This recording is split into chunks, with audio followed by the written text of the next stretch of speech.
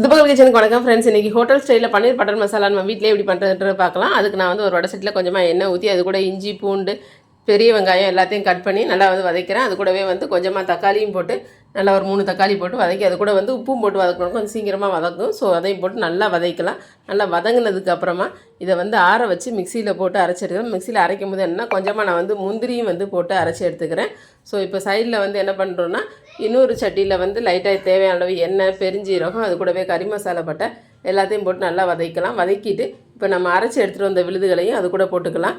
போட்டுட்டு அது கூடவே நமக்கு டேஸ்ட்டுக்காக வேண்டியன்னா கொஞ்சமாக வந்து மசாலா தூள், கொஞ்சமாக வந்து பொரியல் பொடி, கொஞ்சமாக கரம் மசாலா தூள் லைட்டாக 1/4 டீஸ்பூன் அளவு போட்டால் போதும். 1/4 டீஸ்பூன் அளவுக்கு மஞ்சள் தூள் எல்லாத்தையும் போட்டு நல்லா வந்து வதக்கிடுங்க. அது வதங்கினதுக்கப்புறமா என்ன பண்ணலான்னா பச்சை வாடை போனதுக்கப்புறமா அது கூட லைட்டாக வந்து நம்ம எடுத்து வச்சுருக்கிற பட்டரையும் வந்து அதுக்குள்ளே போட்டுட்டு இந்த கொஞ்சம் தண்ணியும் ஊற்றி நல்லா நம்ம தேவையான ஸ்டேஜில் கன்சிஸ்டன்சியில் போட்டு நல்லா கலக்கிக்கலாம்.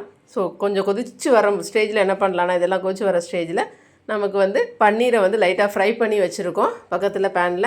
ஸோ அதையும் அது கூட போட்டு நல்லா இது கொதித்து இறக்க போகிற ஸ்டேஜில் என்ன பண்ணலாம்னா லைட்டாக கொஞ்சம் சர்க்கரையும் போட்டு இறக்கணுன்னா ஹோட்டலில் உள்ள மாதிரி அப்படியே சூப்பராக இருக்கும்.